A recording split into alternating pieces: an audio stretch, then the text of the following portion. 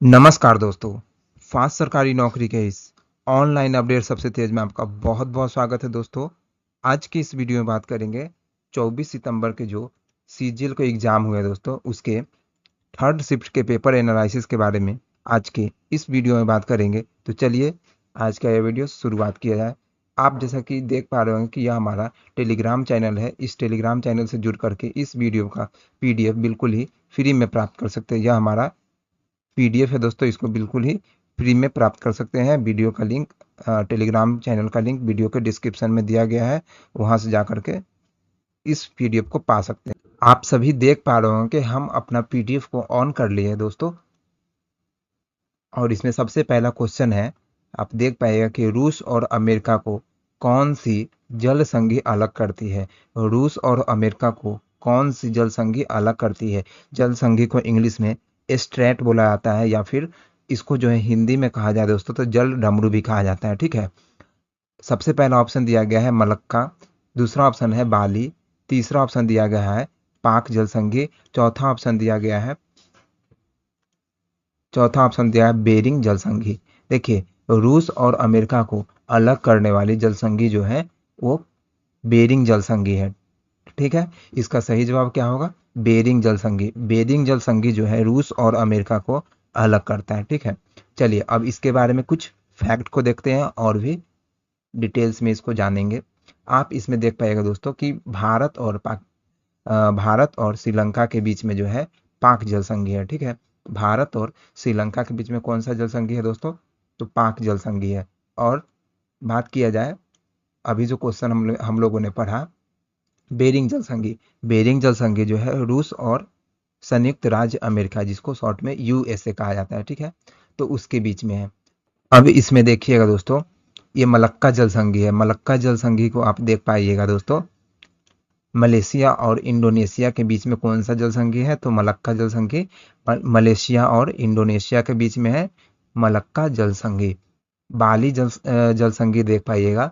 बाली जल संधि जो है ये जावा और बाली के बीच में है। बाली, देखिए बाली है यहाँ पर, और बाली और जावा, ये दोनों के बीच में कौन सा जल संधि है? तो बाली जल संधि है। पाक जल संधि जो है भारत और श्रीलंका के बीच में पाक जल संधि है। अब आगे देखिएगा, बेरिंग जल संधि जो है रूस और संयुक्त राज्य अमेरिका के बीच, जिसको शॉर्ट में संयुक्त राज्य अमेरिका को यूएसए बोला जाता है। इंग्लिश कहिए तो United state of America. Okay. अगला क्वेश्चन देख पाइएगा कि 42वां संविधान संशोधन, आप देख पाइएगा कि 42वां संविधान संशोधन कब हुआ था। आपको बता दें कि 42वां संविधान संशोधन जो है ये 1976 में हुआ था। ऐसे देखिए, इसको हमेशा कभी कभी क्या होता है कि इस क्वेश्चन को पूछने का उद्देश्य एक ही होता है कि बच्चे को डेट याद है कि नहीं। ठीक है। अब देखिए, 42वां संविधान संशोधन जो है 1976 में हुआ था। 1900 कब हुआ था? 1976 में हुआ था। और 1976 याद करने का एक ही वो रूल है। देखिए, ये 4 और +2, 4 और 2 क्या होता है? तो 6 होता है। तो याद रखेंगे 1976। और 44वां संविधान संशोधन जो होते हैं, 44वां संविधान संशोधन जो होते हैं, इसमें 1978 में हुआ था। 44वां संविधान संशोधन कब हुआ था? तो 1978 में हुआ था। और इसको याद करने का तरीका क्या है? तो 4 और +4 यानी ये 8 हो गया। तो इसको याद करने का तरीका है 1978। तो ऐसे रिलेट कर पाइएगा दोस्तों। देखिए, अब चलिए आगे बढ़ते हैं हम लोग। आगे भी देख पाएंगे हम लोग कि इसमें देखिए कि अब देखिए, हम 42वां संविधान संशोधन, अगर कोई संविधान संशोधन होता है दोस्तों, ठीक है, तो वो जो है पहले से जो भाग बना हुआ है, जैसे कि संविधान में भाग 4 बना हुआ है, लेकिन इस 42वां संविधान संशोधन के तहत जो है किसी भी चीज को जो है जोड़ा जाता है, और 44वां संविधान संशोधन के तहत किसी भी चीज को हटाया जाता है। ठीक है। और इसे जो है लघु संविधान भी कहा जाता है। ठीक है। देखिए, अब इसमें बात करते हैं कि 42वां संविधान संशोधन जो है, इसमें जो है मौलिक कर्तव्य को शामिल किया गया है। मौलिक कर्तव्य को शामिल किया गया है, और यह जो है सरदार स्वर्ण सिंह समिति की सिफारिश पर लाया गया था। इनको किनकी सिफारिश पर लाया गया था दोस्तों? सरदार स्वर्ण सिंह समिति की सिफारिश पर लाया गया था। जब संविधान बन रहा था दोस्तों, जब संविधान बना था, तो ये मौलिक कर्तव्य नहीं थे दोस्तों। ठीक है ना। और जब सर इसको जो है भाग 4 क में रखा गया। भाग 4 ए कहिए या फिर हिंदी में भाग 4 क कहिए। क क और ख जैसे होते हैं ना, तो ये संविधान संशोधन के द्वारा जोड़े जाते हैं, ठीक है। अब इसमें बात करते हैं कि सरदार स्वर्ण सिंह समिति की सिफारिश पर जो है 8 मौलिक कर्तव्यों का जो है सुझाव दिया गया था, लेकिन 1976 में जो है कितने मौलिक कर्तव्य को जोड़ा गया? तो इसका जवाब होगा 10 मौलिक कर्तव्य को जोड़ा गया था, ठीक है। अगला जवाब पूछा जाए अगर कि अभी तो वर्तमान में कितने मौलिक कर्तव्य है, तो 11 मौलिक कर्तव्य है, ठीक है। अब 11 जो मौलिक कर्तव्य है, 11वां नंबर जो मौलिक कर्तव्य, 10 तो 1976 में जुट चुका था 10, लेकिन 11वां जो मौलिक कर्तव्य है शिक्षा का अधिकार, ठीक है। शिक्षा का अधिकार जो है ये 2002 में जोड़ा गया, ठीक है। शिक्षा का अधिकार कब जोड़ा गया दोस्तों? तो 2002 में जोड़ा गया। अब एक चीज इसमें भी आई होते हैं कि यह जो है मौलिक कर्तव्य का जो है प्रावधान, इसको जो है यूएसएसआर से लिया गया। यूएसएसआर कहने का सेंस है कि यह जो है अभी वर्तमान में बात किया है, यह रूस है, ठीक है। रूस से लिया गया है, ठीक है। इसको सोवियत संघ भी बोला जाता था, ठीक है ना।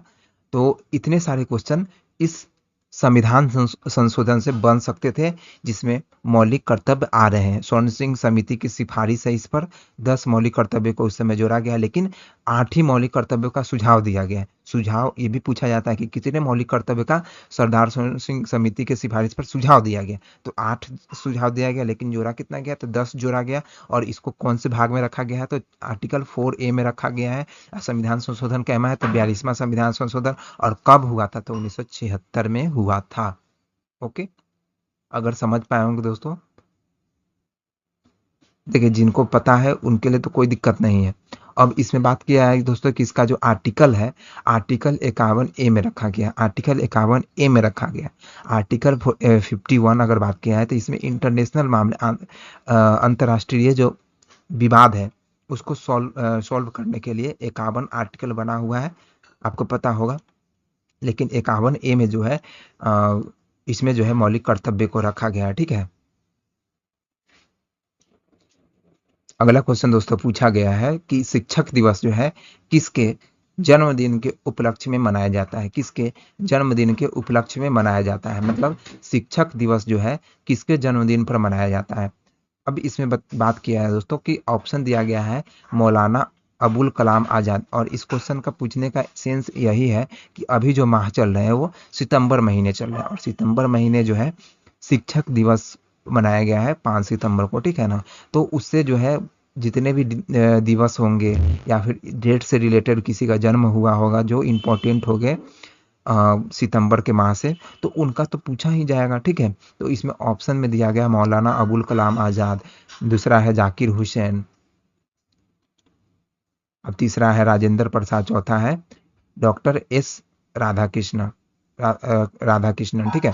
अब इसमें बात किया है दोस्तों कि शिक्षक दिवस जो है डॉक्टर सर्वपल्ली राधाकृष्णन के जन्मदिन पर मनाया जाता है। और ये सभी को पता होगा कि यह जो है 5 सितंबर को मनाया जाता है। कितने कितने तारीख को मनाया जाता है दोस्तों? तो 5 सितंबर को मनाया जाता है, ठीक है। चलिए, इसका सही जवाब क्या होगा? तो इसका सही जवाब होगा ऑप्शन 4 सही होगा, डॉक्टर एस राधाकृष्णन, जिसको शॉर्ट में एस कहा गया है, सर्वपल्ली राधाकृष्णन, ये फुल फॉर्म होता है, ठीक है। अब चलिए इसमें बात किया जाए दोस्तों,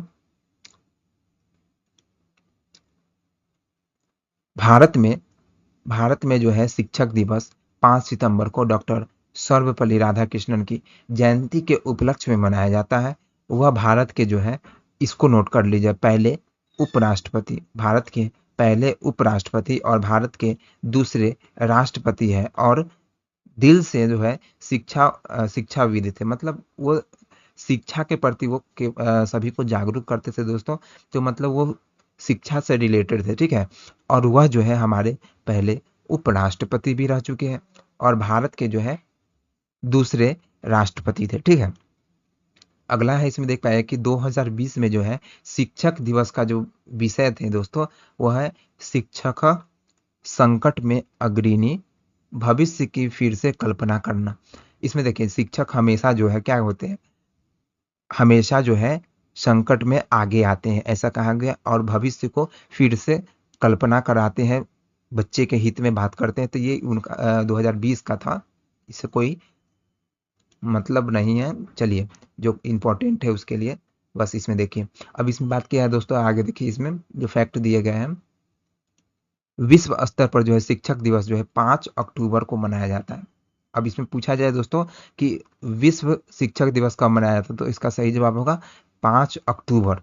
सितंबर के बाद महीने आते हैं अक्टूबर के, तो सितंबर से जस्ट 1 मंथ प्लस करते हैं तो विश्व शिक्षक दिवस मनाया जाता है। ठीक है, अब आगे बात करते हैं कि भारत में इसे 1962 से 5 सितंबर 1962 से मनाया जा रहा है। देखिए 5 सितंबर को मनाते हैं। ठीक है, 1962 से यह स्टार्ट हुआ था। ठीक है दोस्तों, चलिए आगे देखा जाए कि कुचिपुड़ी जो है किस स्थान का प्रसिद्ध नृत्य है। इसमें बात किया है दोस्तों कि कुचिपुड़ी जो है दोस्तों, कुचिपुड़ी जो है किस राज्य का प्रसिद्ध नृत्य है। आपको बता दें दोस्तों कि कुचिपुड़ी जो है आंध्र प्रदेश का नृत्य है। ऑप्शन में आप देख पाइएगा, ऑप्शन में देखिए सबसे पहला ऑप्शन दिया गया तमिलनाडु, दूसरा ऑप्शन है केरल, तीसरा ऑप्शन दिया गया आंध्र प्रदेश। देखिए आंध्र प्रदेश इसका सही जवाब होगा। अब इसमें बात किया है दोस्तों कि इसका याद करने का भी कुछ तरीका है। हमेशा जैसे कोई एक लड़की थी, याद करिएगा, ये मतलब देसी है, ट्रिक्स है, दिल पर ना ले। कुचिपुड़ी जो है मतलब कच्चा पूड़ी इसको करे। कुचिपुड़ी से समझ में आ रहा होगा कि निमोनिक्स बेस्ड हम लोग हमेशा हमारा माइंड एक्सेप्ट कर लेता है। ठीक है दोस्तों, तो इसमें देख पाए कि कुचिपुड़ी जो है यानी कच्चा पूड़ी। तो कच्चा पूड़ी जब बना रही थी कोई महिला है, कोई लड़की है, तो वो जो है कच्चा पूड़ी जब बना रही थी तो उसको कहा गया आन्हर है क्या, मतलब उसको कहा गया अंधी हो क्या, तो इसलिए आंध्र प्रदेश। ओके, इसको दिल पर ना ले, क्योंकि बहुत सारी लड़कियां भी वीडियो देख रही होगी, तो इसलिए दिल पर ना लेते। इसका सही जवाब क्या होगा, आंध्र प्रदेश। चलिए और भी जो है क्लासिकल डांसेस के बारे में बात करते हैं, और हमारे भारत में कितने क्लासिकल डांसेस को मान्यता मिली हुई है संगीत नाटक अकादमी के द्वारा।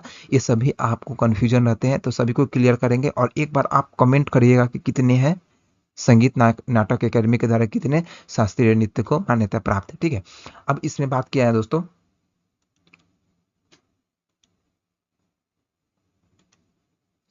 इसमें बात करते हैं।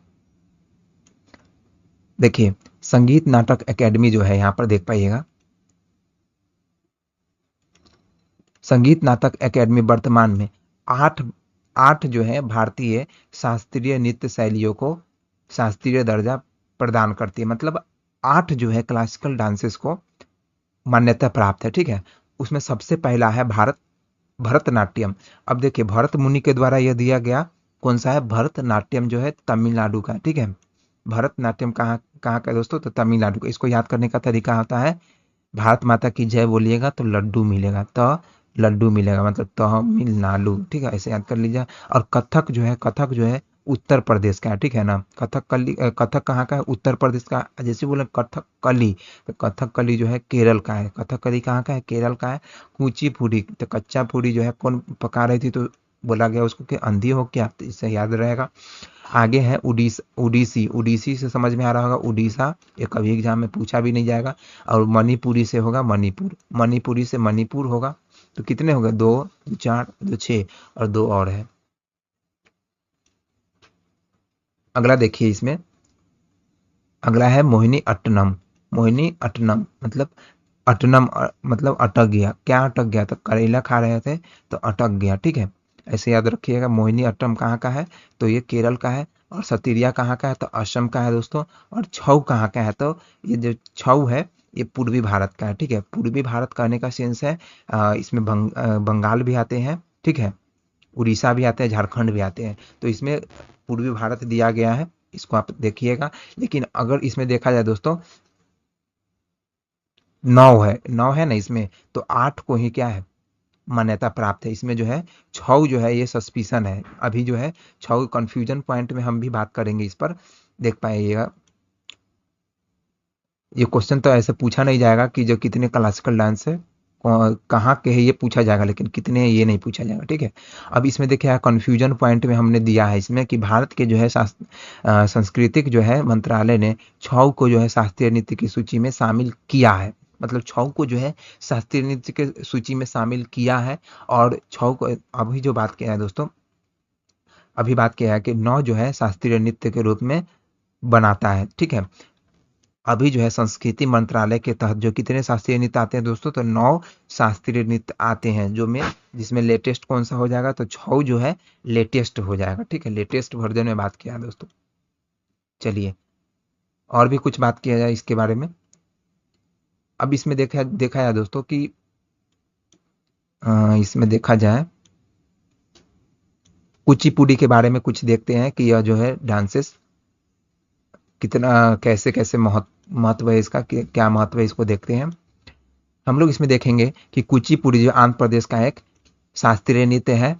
अब इसमें देखा जाए दोस्तों कि कसेल कसेलवास जो है, मतलब इसको जो है कसेलवास कहिए या फिर कुशेलवास कहिए, नर्तकियों के एक समूह को संदर्भित करता है जो कि प्रदर्शन करने के लिए गांवों गांवों की यात्रा करती है। ठीक है, अब देखिए इसमें कुशेलवास जो है, मतलब ये इसी वर्ड से निकला है कुचिपुड़ी। ठीक है, यह नर्तकियों के एक समूह को संदर्भित करता है। कुशेलवास एक नर्तकियों के समूह को क्या करता है, संदर्भित करता है। अब इसमें आगे बात करते हैं कि कुचिपुड़ी जो आंध्र प्रदेश के जो है कुशला, इसी गांव के देख पाएंगे कि कुशलावपुरी जो गांव है, इसी से निकला है कुचिपुड़ी।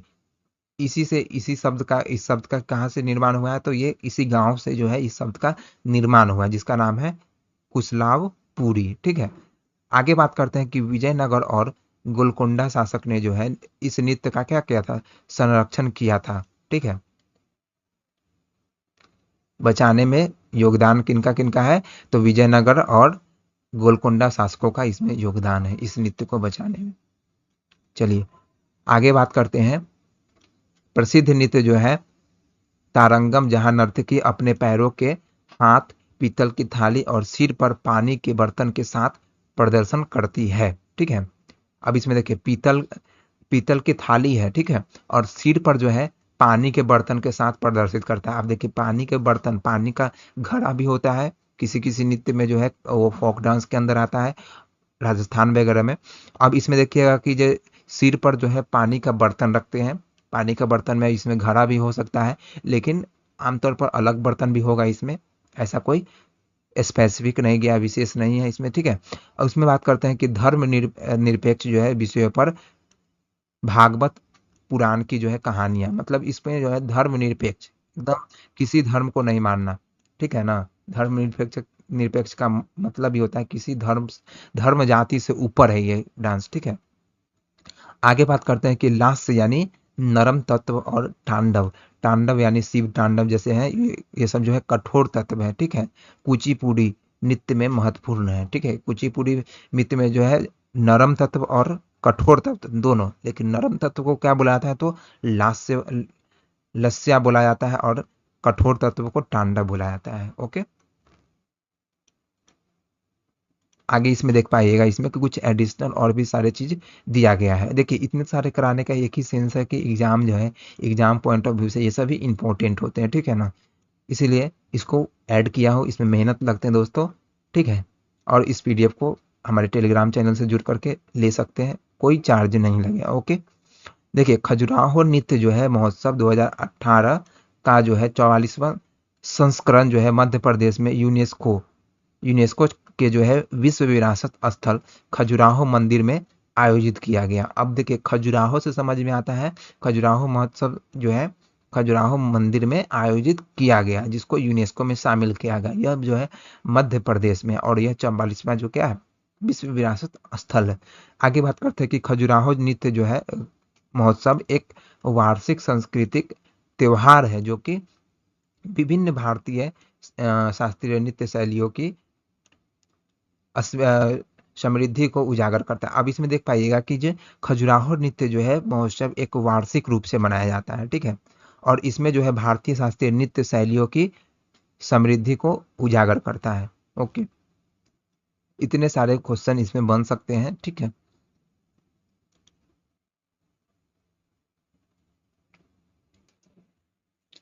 आगे देखिएगा कि आईपीएल 2023 का फाइनल जो है किस स्टेडियम में खेला गया। ऑप्शन ए में देख पाए ईडन गार्डन है, ऑप्शन 2 में जो है वानखेड़े स्टेडियम, ऑप्शन 3 में है अरुण जेटली स्टेडियम, ऑप्शन 4 में दिया गया है नरेंद्र मोदी स्टेडियम। इसका सही जवाब होगा कि 2023 का जो आईपीएल फाइनल था उस मैच को नरेंद्र मोदी स्टेडियम में खेला गया। इसको जो है पहले नाम दिया गया था मोटेरा स्टेडियम, उसी का नाम चेंज करके नरेंद्र मोदी स्टेडियम रखा गया है दोस्तों, ठीक है।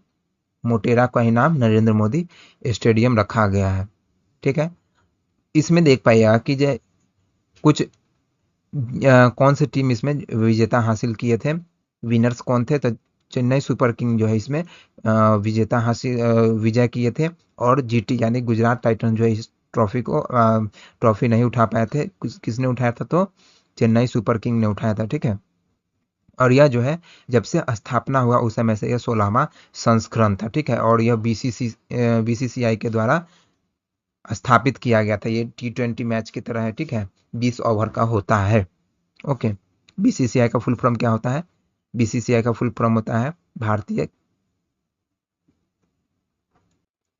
देखिए बीसीसीआई का फुल फॉर्म होता है board of, BOARD, board of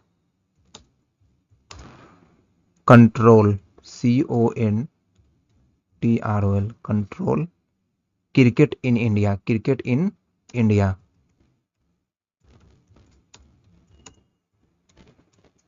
okay, यह जो है बीसीसीआई का फुल फॉर्म होता है, ठीक है। इसको एक बार आप चेक कर लीजिएगा, board of control cricket in India, ठीक है। और आईपीएल का फुल फॉर्म होता है इंडियन प्रीमियर लीग। यह जो है महिलाओं में भी होते हैं, जिसको WPL कहा जाता है, ठीक है। और बीसीसीआई का फुल फॉर्म क्या होता है, board of control cricket in India, okay. इसमें देख पाइएगा कि कितने प्रकार के पुरस्कार होते हैं, अवार्ड होते हैं। इसको देखिए, ये पुराना डाटा है, ठीक है। नया डाटा हमको नहीं मिला, तो ये पुराना डाटा में केवल इसमें देखिए आप कि कौन कौन से पुरस्कार होते हैं केवल नॉलेज के लिए। इसमें ऑरेंज कैप होते हैं, ठीक है। ऑरेंज कैप जो होते हैं, जो बैट्समैन होते हैं उसको दिए जाते हैं, ठीक है। पर्पल कैप जो होते हैं, इसमें पर्पल कैप जो होते हैं वो बॉलर्स को दिए जाते हैं। आगे बात करते हैं कि fair play of the season का अवार्ड भी इसमें मिलता है, fair play of the season का अवार्ड भी मिलता है। और आगे इसमें कैच ऑफ द सीजन का अवार्ड मिलता है, मतलब सबसे बेस्ट कैच या फिर सबसे ज्यादा कैच किसने लिया, इसको देख करके दिया जाता है, ओके। आगे इसमें देख पाया कि सबसे लंबा छक्का के लिए जो है पुरस्कार दिया गया किसको, फाफ डुप्लेसिस को दिया गया था उस समय। सर्वाधिक जो है इसको चौके के लिए मतलब किनको दिया गया था, सुमन गिल को दिया गया था। ये सब सभी जो है इसमें देख पाया कि इन सभी को जो है पुरस्कार दिया गया था। चलिए, तो इतने सारे पुरस्कार थे 2024 का, जितने भी हुए हैं उसको आप चेक कर लीजिएगा। अगला क्वेश्चन देखिए कि वन एमोंग यू पुस्तक के लेखक कौन है, वन एमोंग यू पुस्तक के लेखक कौन है, तो इसका सही जवाब होगा MK स्टालिन। MK स्टालिन इसका सही जवाब होगा। ये इनके क्या है, बायोग्राफी है, ऑटोबायोग्राफी है दोस्तों। और MK स्टालिन की ऑटोबायोग्राफी है। आप इस पुस्तक को देख पाइएगा कि MK स्टालिन के द्वारा ये लिखा गया पुस्तक है, ऑटोबायोग्राफी है, ठीक है। इनकी आत्मकथा है, ओके।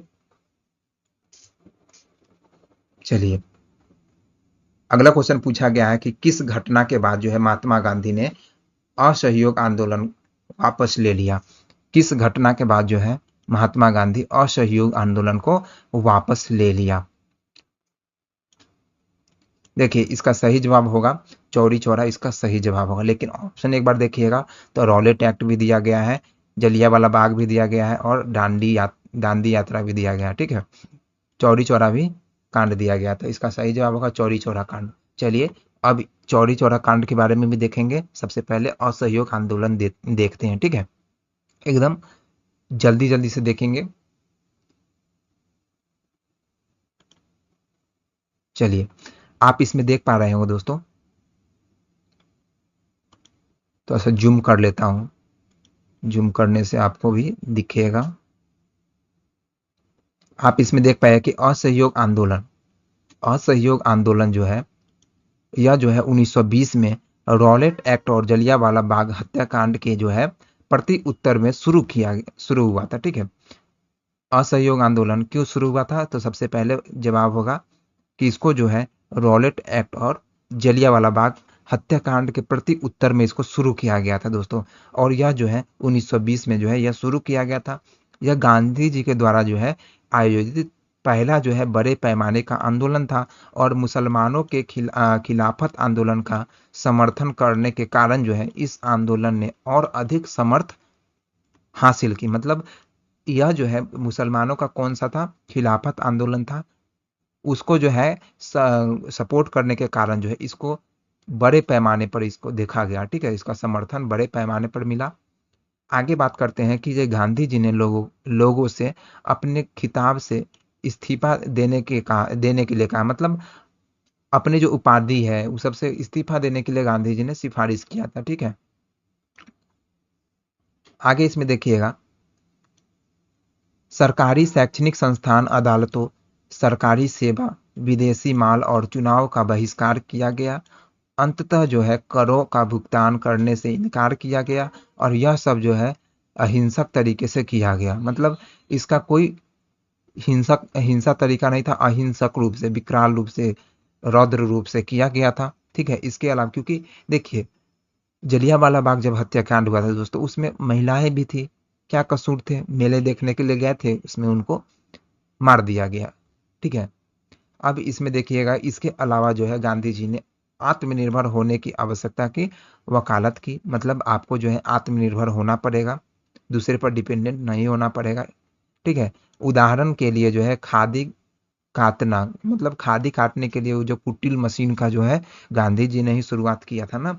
भारतीय जो है निर्मित सामान खरीदना, जो भारत के द्वारा जो है जितने भी सामान जो बन रहे हैं उसको निर्मित करने के लिए उन्होंने क्या किया, उनको वकालत की, जजमेंट किया कि हाँ भारतीय लोगों के द्वारा जितने भी प्रोडक्ट बनाए जा रहे हैं उसको ज़्यादा से ज़्यादा खरीदा जाए। इस पर उन्होंने अपना राय राय रखे थे। चलिए आगे इसमें देखा जाए चौरी चौरा कांड। अब देखिए इसमें चौरी चौरा कांड के बारे में देखते हैं कि गोरखपुर के पास जो है चौरी चौरा नामक स्थान पर कुछ लोगों ने जो है गांधी जी के संदेश को अलग तरीके से ले लिया। मतलब उनको जो है उनका जो संदेश था, समझे। अब असहयोग आंदोलन जो है, अब इसमें देख पाइएगा, इसी घटना के बाद तो गांधी जी ने अपना जो है असहयोग आंदोलन को वापस ले लिया था। क्योंकि इसमें क्या हुआ था चौरी चौरा कांड में, यह जो है एक जगह है, गोरखपुर में जगह है, चौरी चौरा नामक जगह है। ठीक है, अब इसमें जो है पुलिस कर्मियों से झड़प कर हिंसा का सहारा, अति हिंसक रूप ले लिया था। ठीक है, तो इसी के लिए जो है गांधी जी क्या कहें कि हम अपना आंदोलन को वापस ले लिया। गांधी जी ने चौरी चौरा कांड के कारण ले लिया था। इसमें देखा जाए दोस्तों कि फरवरी 1922 में जो है विरोध करने वाले लोगों को जो है पुलिस ने पीटा और उनके कई नेताओं को चौरी चौरा पुलिस स्टेशन में गिरफ्तार कर लिया था। 1922 में यह घटना के तहत जो है विरोध करने वाले जितने भी लोग थे उनको पीटा गया और उनके कई नेताओं को जो है चौरी चौरा पुलिस स्टेशन में गिरफ्तार कर लिया गया। अगला देखा जाए दोस्तों आंदोलन, तो दांडी यात्रा। दांडी यात्रा भी देख पाएगा कि ये नमक कर तोड़ो आंदोलन था। दांडी का मतलब ही होता है नमक से संबंधित। अब इसमें देखिए देख पाएगा कि यह जो है नमक सत्याग्रह के रूप में भी जाना जाता है। इसे जो है नमक सत्याग्रह के रूप में भी जाना जाता है। और स्टार्ट कब हुआ था? तो 12 मार्च 1930 को साबरमती आश्रम से शुरू हुआ था। पिछले CHSL का एग्जाम में पूछा गया था कि साबरमती इसका जो है दांडी यात्रा का शुरुआत कहाँ से हुआ था? तो ये साबरमती आश्रम से हुआ था और समापन देख पाएगा कि 6 अप्रैल को समापन है। 1930 में ये समापन है और दांडी में जाकर के ये समापन हो गया था। और इसमें देख पाएगा कि यह जो है कानून ब्रिटिश नामक एक अधिकार के खिलाफ था। मतलब ब्रिटिश सरकार ने अपने अधिकार को बढ़ाना चाहते थे। अब देखिए कोई भी कंपनियां आकर के यहाँ राज करेगा और मतलब अपने अधिकार का मतलब अब एक तरफा अपनी बात सुनेगा तो उसके खिलाफ आवाज तो उठाना पड़ेगा ना। तो इसीलिए जैसे कि हमारा नमक जो क्या है डेली यूज का चीज है, उस पर जो है कर काफी बढ़ा दिया गया था। इसलिए इसके खिलाफ आवाज उठाने के लिए इस इसकी शुरुआत किया गया, इस यात्रा की शुरुआत की गई थी दोस्तों। अगला क्वेश्चन देख पा रहे होंगे दोस्तों, इसमें कहा गया कि भारत में किस वर्ष जो है आर्थिक उदारीकरण हुआ, आर्थिक उदारीकरण हुआ दोस्तों। इसका सही इसमें देख पाए ऑप्शन 1985 है, 1989, 1991, 1993। तो इसका सही जवाब होगा 1991। इसी के अंदर एलपीजी आता है। एलपीजी मतलब liberalisation, privatisation and globalisation. Globalisation, इसमें लिबरलाइजेशन का मतलब होता है उदारीकरण। तो इससे संबंधित है दोस्तों, आप देख पाइएगा। चलिए इसके बारे में कुछ फैक्ट को देखते हैं एग्जाम पॉइंट ऑफ व्यू से दोस्तों। जितने भी फैक्ट बताए जा रहे हैं दोस्तों वो एग्जाम में कहीं ना कहीं पूछे हुए, इसलिए इस फैक्ट को जोड़े हैं। इसमें देख पाइएगा कि भारत में आर्थिक उदारीकरण की शुरुआत, अब इसमें स्टार्टिंग जो है 1984 से किया गया और 1985 की जो है औद्योगिक नीति से प्रारंभ हो चुकी थी। मतलब 1985 और 1984 के जो है औद्योगिक नीति जो थी उस समय से प्रारंभ हो चुकी थी, लेकिन इस दौरान इसे जो है पूरे तरीके से सही सही से अपनाया नहीं गया, मतलब सही से अपनाया नहीं गया था। अब इसमें बात क्या है कि भारत में आर्थिक सुधार की जो है प्रथम और व्यापक स्तर पर पाई जाने वाली नीति 1991 की जो है औद्योगिक नीति थी दोस्तों। इस नीति के तहत सुधार लाया गया, बहुत सारे सुधार लाया गया। मतलब इसमें जो है आर्थिक सुधारों की जो है 3 प्रक्रिया का उल्लेख किया गया है, जिसमें उदारीकरण, निजीकरण और वैश्वीकरण, जिसको बोला जाता है एलपीजी, मतलब लिबरलाइजेशन, प्राइवेटाइजेशन और ग्लोबलाइजेशन। इसमें देखिए एक बार, आप लोग को भी क्लियर होगा। इसमें देखिए वैश्वीकरण यहाँ लिखा है, उदारीकरण है, निजीकरण है और वैश्वीकरण है। तो यही जो है 1991, शुरुआत तो 1984-85 से ही हो चुका था औद्योगिक नीति के तहत, लेकिन बड़े पैमाने पर जागरूक रूप से 1991 में इसकी शुरुआत हुआ। ठीक है। इसमें देखिए प्राइवेटाइजेशन का मतलब होता है कि अभी जो हमारे उसी समय से तो पहले, इससे पहले सारा कंपनी जो है हमारे भारत की थी, बाद में जो है वहाँ वहाँ से मतलब प्राइवेटाइजेशन मतलब कोई भी प्राइवेट सेक्टर अब यहाँ पर आने लगे। मतलब इसमें कहा जाए तो सरकारी में प्राइवेट आने का शुरुआत यहीं से 1991 से हुई थी। ठीक है। जो कि अभी भी इफेक्ट दिखता है, रेलवे में अभी प्राइवेटाइजेशन हो रहा है, ये सभी इफेक्ट वहीं से है। ठीक है ना। अगला क्वेश्चन देख पाए कि जीएनपी का फॉर्मूला पूछा गया था। क्वेश्चन है जीएनपी का फॉर्मूला क्या होता है। इसमें देख पाए कि फॉर्मूला फॉर इसका जो फॉर्मूला होता है, इसका फुल फॉर्म पहले देखिए, ग्रॉस नेशनल प्रोडक्ट। जीएनपी का फुल फॉर्म क्या होता है? Gross national product. और जीएनपी का जो फॉर्मूला होता है GDP plus income made by firm या फिर सिटीजन अब्रॉड। मतलब जो सिटीजन होते हैं, नागरिक होते हैं, उसके द्वारा जो इनकम बने हैं। और जीडीपी जो है एक साल के अंदर जो होता है, जीडीपी क्या होता है? एक साल के अंदर हमारे देश के अंदर जितने भी एक्सपोर्ट और इंपोर्ट के जो हिसाब होते हैं उसी को जीडीपी कहा जाता है। ठीक है। उसमें से जो है इनकम मेड बाय सिटीजन, जो भी सिटीजन है हमारे यहाँ का सिटीजन, उसके जो है इनकम जोड़ दिए जाएंगे। और इनकम अर्न बाय फॉरेन, यानी जो बाहरी देश के जो है वो इनकम जो इसमें से घटा देंगे तो जीएनपी बन जाएगा। ठीक है। आपको समझ पाए होंगे। मतलब जीडीपी भी जुट रहा है और हमारे द्वारा जो, मतलब हम भारतीय के द्वारा जो भी बन रहे हैं उसको जोड़ा जा रहा है। ठीक है। और उसमें से बाहर से जो आय, बाहर वाले जो आय कमा रहे हैं उसको हटा दिया जा रहा है, तो ये जीएनपी है। ठीक है। जिसका फुल फॉर्म होता है ग्रॉस नेशनल प्रोडक्ट। ओके।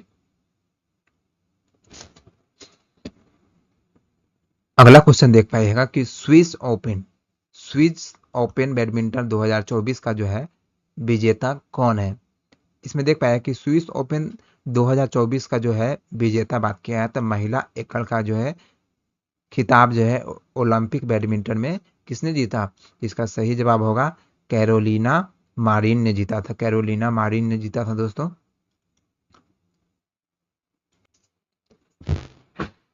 अगला क्वेश्चन आप देख पा रहे हो कि 2011 की जनगणना के अनुसार भारत की जो है वार्षिक जनसंख्या वृद्धि दर क्या है? तो देखिए वार्षिक जनसंख्या वृद्धि दर जो है ऑप्शन के अकॉर्डिंग आप देखिएगा। ऑप्शन ए में कहा गया है 2.54%, 2.54%। दूसरा ऑप्शन कहा गया है 2%, तीसरा है 1.64 और चौथा है 4%। इसका सही जवाब होगा कौन सा? Option C 1.64%। चलिए और भी इसके बारे में डिटेल्स में जानते हैं। आप इसमें देख पा रहे होंगे कि 2011 की जो जनगणना है उसमें 2011 की जो जनगणना है 2011 की जनगणना के अनुसार वार्षिक वृद्धि दर जो बात किया है तो 1.64% 1.64% है। इसमें बात क्या है कि जो वृद्धि दर जो होते हैं एक वर्ष में जो है एक निश्चित क्षेत्र में जो वृद्धि होते हैं, जनसंख्या में जो परिवर्तन होते हैं दोस्तों, उसी को प्रतिशत वृद्धि दर कहा जाता है। ठीक है, आगे बात करते हैं कि जनगणना की जो है पहली बार 1872 में, पहली बार कब शुरू किया गया था? 1872 में ब्रिटिश वायसराय लॉर्ड मेयो के द्वारा यह शुरू किया गया था दोस्तों। इसने जो है समुदाय में सुधार के क्षेत्रों के उत्थान के लिए शुरुआत किया था। ठीक है, पहली बार जो है कौन शुरुआत किए थे दोस्तों? तो इनका नाम है वायसराय लॉर्ड मेयो। ठीक है,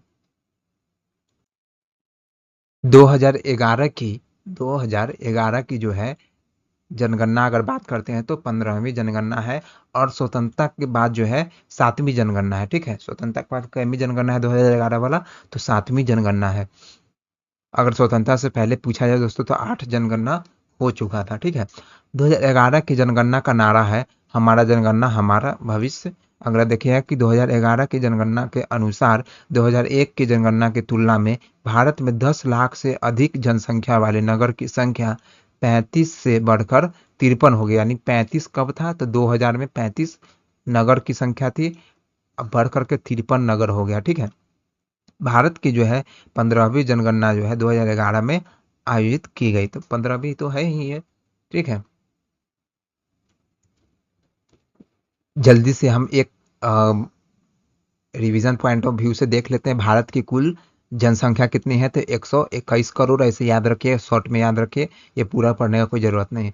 121 करोड़। लिंगानुपात अगर बात किया है दोस्तों तो प्रति प्रति 943 महिलाओं पर 1000 पुरुष है। ठीक है, जनघनत्व अगर बात किया मतलब इसको घनत्व भी बोला जाता है, जनसंख्या घनत्व 382 व्यक्ति प्रति वर्ग किलोमीटर में है। शिशु मृत्यु दर मतलब बच्चे को जो है इन्फेंट मोरालिटी इसको बोला जाता है इंग्लिश में, शिशु मृतक दर जो है इसको बोला 2006 बात किया है दोस्तों। तो इसमें जो है प्रति 1000 जीवित पर जो है जन्मों की संख्या जो है 57, मतलब 1000 अगर मर रहे हैं तो 57 ही जन्म ले रहे हैं। इसमें कहा जाएगा कि 57 अगर मर रहे हैं तो 1000 जन्म भी तो ले रहे हैं। जीवित मतलब 1000 जीवित हो रहे हैं तो 57 मर रहे हैं उस समय। ठीक है, बात क्या है कि मातृ मृत्यु दर अगर बात किया था 407 प्रति लाख जीवित मतलब जन्म। अब बात क्या, इसमें बात क्या कि देश की जो है साक्षरता दर अगर बात किया है पूरे देश की, पूरे भारत देश में अगर पूछा है भारत की साक्षरता दर क्या है तो 74.04%, ये एवरेज है। ठीक है, उसके बाद बात क्या है कि उच्चतम जो है साक्षरता, जो सबसे ज़्यादा पढ़ा लिखा राज्य कौन सा है तो केरल है। सबसे कम साक्षर है तो बिहार है, 61.8% है। उच्चतम महिला साक्षरता दर मतलब सबसे ज़्यादा महिला कहाँ पढ़ी लिखी है तो केरला में है, 92.1%। सबसे कम महिला कहाँ पढ़ी लिखी है तो बिहार में 51.5%। सर्वाधिक जनसंख्या कहाँ है तो उत्तर प्रदेश में है, 19 करोड़ है। ओके, आगे बात करें सबसे कम जनसंख्या कहाँ का है तो सिक्किम का है। ठीक है, सिक्किम का जनसंख्या 6 लाख। चलिए आगे देखते हैं, इसमें सिक्किम की जनसंख्या कितनी है तो 6 लाख है, सबसे कम है। उच्चतम घनत्व बात किया है, जनसंख्या घनत्व कहाँ का है तो बिहार का है, 1106 व्यक्ति प्रति वर्ग किलोमीटर में। सबसे कम जनसंख्या घनत्व अरुणाचल प्रदेश का है, क्योंकि वहाँ पहाड़ है तो दूर दूर पर लोग नहीं दिखते, दूर दूर तक लोग नहीं दिखते हैं, यानी 17 व्यक्ति प्रति वर्ग किलोमीटर में दिखते हैं। उच्चतम जो है लिंगानुपात जो है, सबसे ज़्यादा लिंगानुपात कहाँ का है तो केरल का है, यानी 1000 पुरुष पर 1084 महिला, मतलब महिलाओं की संख्या पुरुष से ज़्यादा है।